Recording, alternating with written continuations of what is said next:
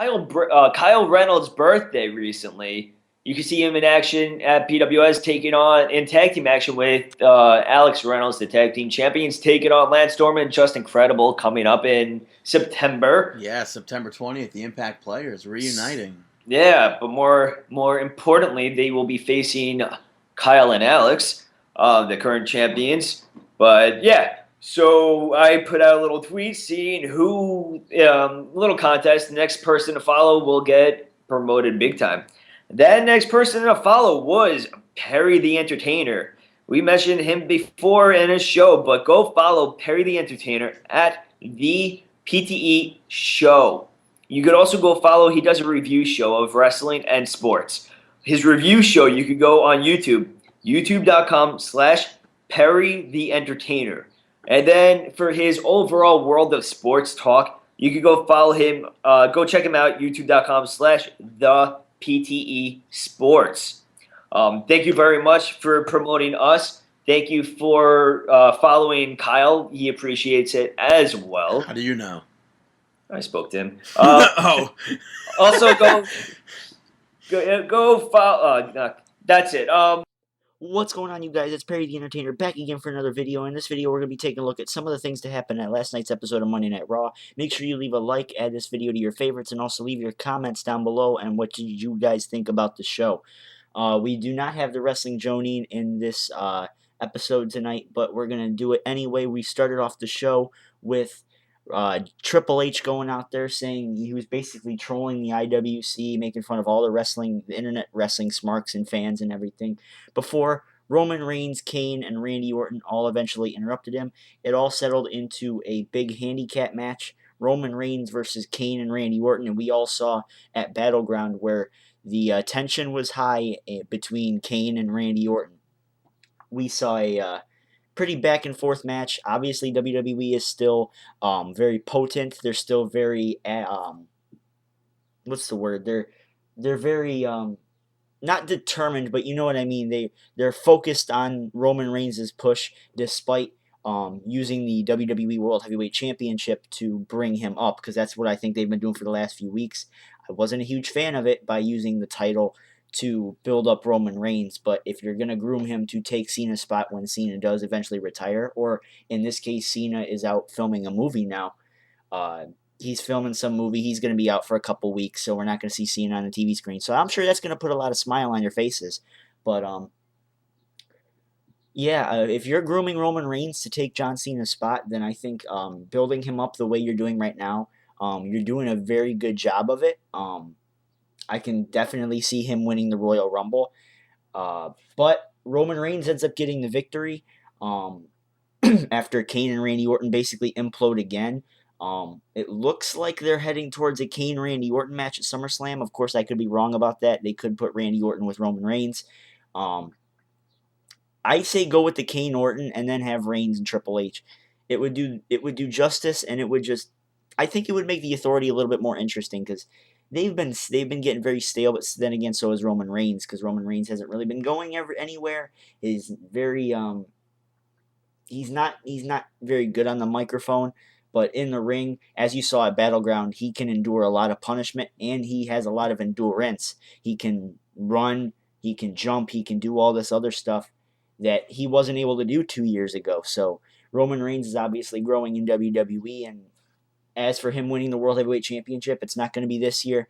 It may not even be next year, but I think within the next 2 years, Roman Reigns will be a WWE World Heavyweight Champion. What do you guys think about that? Roman Reigns as the World Heavyweight Champion. What do you guys think about that? Let's go into the next important part of the night. It was a Nikki Bella versus... Shit, if I can think of all of them, I'm going to give myself double points here.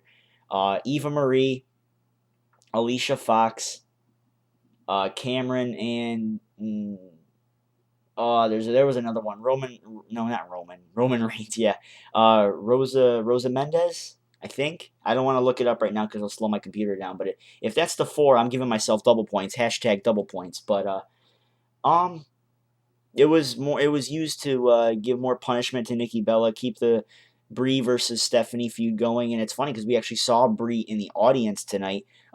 Nikki was teasing some big surprise, and It was Brie Bella coming back. Well, she didn't necessarily come back. She actually was a paying fan, and she was sitting front row, and Nikki, right before the match, went over and hugged her and everything. And of course, before the match even happened, we saw Stephanie come down and basically belittle Brie, saying how she was a quitter and how Nikki's, oh, she's just going to go out exactly like her sister did.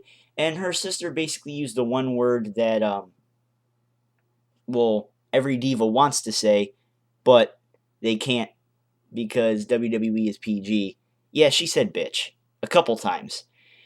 And the fan right next to her, and I was doing a podcast last night with a couple of my close buddies and everything. I'm sure you guys can find that on here, but I guess one of the fans even was like freaking out of his seat because she said bitch, and he was like, oh god, and he was overreacting. I thought that was pretty cool, but after that, Brie actually got her hands put on by Stephanie. Stephanie went to slap her, and basically they went at it, and then, that's when Stephanie said ring the bell. Nikki got her ass kicked. Apparently a nipple slipped out, and the screen went black for a little while. I'm sure you guys can find that picture here on YouTube. Maybe not on YouTube, but you guys can find that on the internet somewhere. Anyway, I'm actually excited for the Brie Stephanie matchup. I think that this is probably one of the. I'm gonna agree with OKFabe here because I remember he was on the show last night too.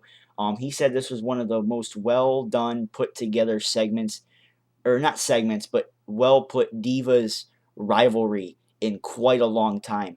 And they have a chance of making this very personal, and I think they did make this very personal with eventually later on after the Flo-Rida performance, which was god awful, by the way. We had Stephanie McMahon actually get arrested on screen, arrested for putting her hands on Brie Bella, who was a paying fan. She showed her ticket and everything. Putting her hands on a paying fan.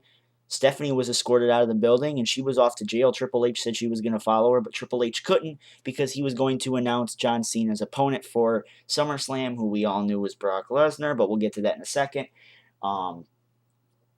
I completely agree with OKFabe here when he said that it was one of the most well done, put together Divas rivalries in quite a long time, and for this to implode or for this to take effect at SummerSlam, I think that it's just all well done. Will we see a Nikki Bella heel turn? I think that might be where WWE's going with it. Make Brie kind of the face of the Divas division. Kind of make her kind of the Daniel Bryan of the Divas division. I don't really like that, but if that's what they got to do, that's what they got to do.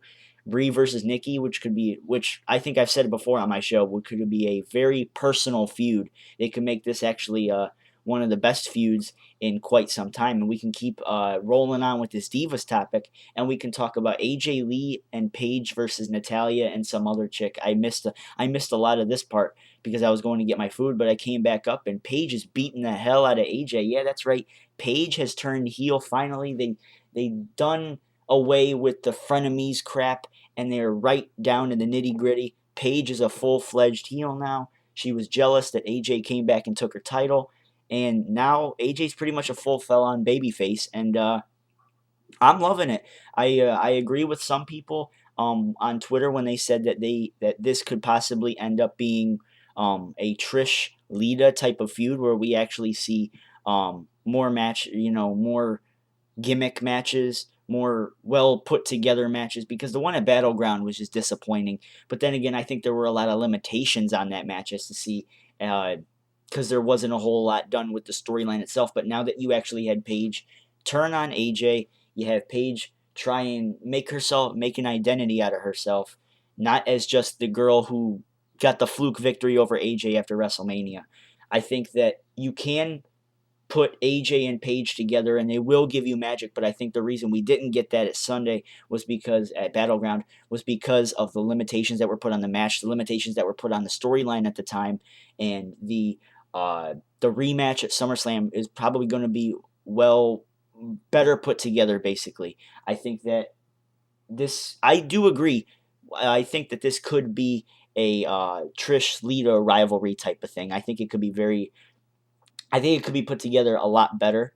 I think that's the direction of where they're going with this. So yeah, let me hear what you guys have to say about the Paige heel turn.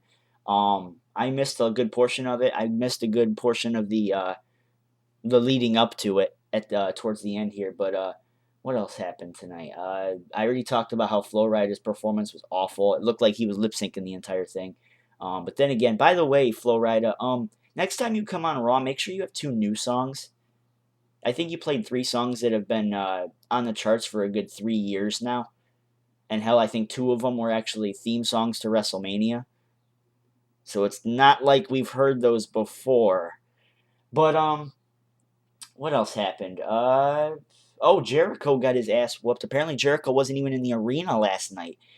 Jericho actually flew out to LA to go. I think he was gonna go do an album signing or something like that. I don't know what it was, but Jericho wasn't even at Raw last night. But they filmed a little part at Battleground that they used tonight, where Jericho actually got his ass whooped, and Bray Wyatt and the Wyatt family. Excuse the car for a minute. The Wyatt family, all beat up on Jericho, and basically they had a highlight reel hosted by Bray Wyatt tonight, and he cut an amazing promo, keeping the feud alive. Just when you think Bray Wyatt losing, and when he loses a match, he's done, he's buried, and everything. He comes back the next night, and he makes you forget that it all happened. I love that ability of his character, that attribute of his character, that he can make you forget anything that happened over the last few weeks that made him look bad in one amazing promo. And the same thing goes with Jericho, but there's not a whole lot bad with Jericho. He's amazing in the ring. He's amazing on the mic. He's amazing looking, good character and everything. But I enjoyed the promo. I enjoyed I wasn't a huge fan. I can't really lie about that. I wasn't a huge fan of them putting the spotlight on Rowan and Harper. They didn't really necessarily put the spotlight on Harper and Rowan versus the Usos. Hell, the Usos weren't even at the show last night. Apparently, unless I missed it. But I don't know if they're done with that feud, or maybe it was just a little detour to make the Jericho Bray Wyatt feud look a little better. So there's that. What else happened? We have a new faction in WWE. It's apparently led by Xavier Woods, and it has Kofi Kingston and Big E. I guess MVP, Lashley, and Kenny King are making their debuts in WWE as we speak. It looks like the Nation of Domination's back, Black Illusion, whatever you want to call it. I guess they're going to be coming in. I guess it is going to be some sort of Nation of Domination, because I think that this is the perfect way to bring Mark Henry back. But I don't see this feud or this faction being a main event stable. I think it's just a mid card stable. I think once they establish a rivalry with probably a white guy, that's probably going to be as far as it's going to go, because we all know WWE is very racist when it comes to giving the titles to black people, especially the world title. But there's that. Let me know what you guys had to think about that. Xavier Woods popping out of nowhere and saying, Kofi, Big E, you guys are being basically too nice. When if you have something, you want to take it, and that's that. It looks like they're doing away with the Jack Swagger Rusev feud. They said that Jack Swagger tapped out last night, when in all actuality, all he did was he got counted out after getting his ass whooped, basically, by Rusev. But I guess Lana got in trouble for her promo last night, or maybe not last night, because this is filmed on a Tuesday. She got in trouble for her promo that she did on Sunday, basically inconspicuously mentioning the Malaysian Airlines thing that happened a couple of days ago, saying that the U.S. is the cause for all the current events and everything. And they're not just talking about that, of course. They're talking about all the things that are going on right now in the Middle East and everything too.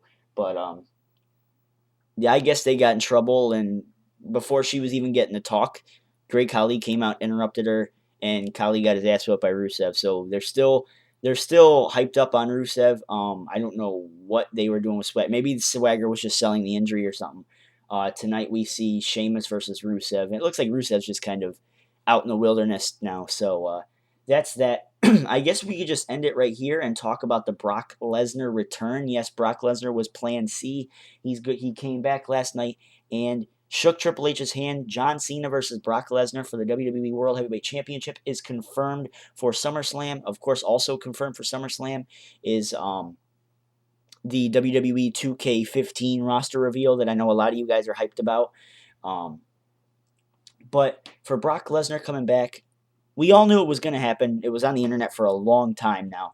But I think it had to happen. I think if you were gonna bring Brock back for anything, especially after beating the streak, you have to go for the title. You have to. You can't go anywhere. If you beat the streak, that's one of the most prestigious titles in wrestling history was the streak. And the fact that Brock conquered that, you can't really go anywhere other than the title. And I'm glad that he's doing it against Cena, because if he did it against Daniel Bryan, he wouldn't be as established. He wouldn't necessarily have much of a fight. We all know Brock would kick Daniel Bryan's ass in the WWE ring.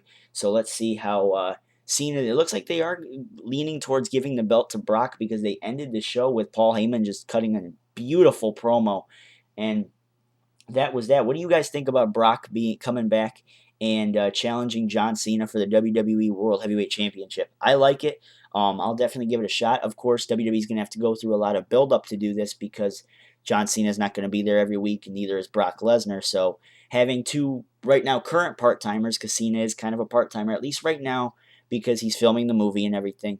He'll be back probably in the next 2-3 weeks or so, leading into leading into SummerSlam. But as for now, I'm okay with Brock coming back. I'm okay with Paul Heyman building up the feud, because we all knew that Paul Heyman was the big reason why the Brock Taker was kind of as looked at as it was. I'm not going to say that it was hyped, because it wasn't as hyped as other Undertaker matches, but I guess that's about all we got to talk about tonight. It was a very short review, but all in all, the show was very good. It was very well put together. If I had to rate it, I'd give it an 8 out of 10, because I liked it. I enjoyed.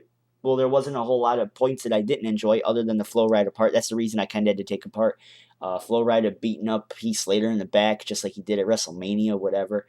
But let me know what you guys had to say about Raw last night. And yeah, come check out the PWF is War podcast. I should be on it later today. We're going to be reviewing Raw on their channel over there through Google Hangout. So go check that out. Link is down in the description. I already did a Battleground review with them yesterday, so go check that out. That'll be in the description as well. Thank you to the Marking Out podcast for helping out promoting the show and everything. They gave me a special plug on their latest show, episode 180. That was the special little excerpt that you heard at the beginning of the show. You can go check that out. Amazing podcast. Two extremely talented wrestling ranters, wrestling reviewers, and everything. Two extremely talented people, and I definitely recommend you go check that out. It's definitely going to make your day. Go check it out. Links down in the description. Now I'm out. Perry the Entertainer, signing out. Peace.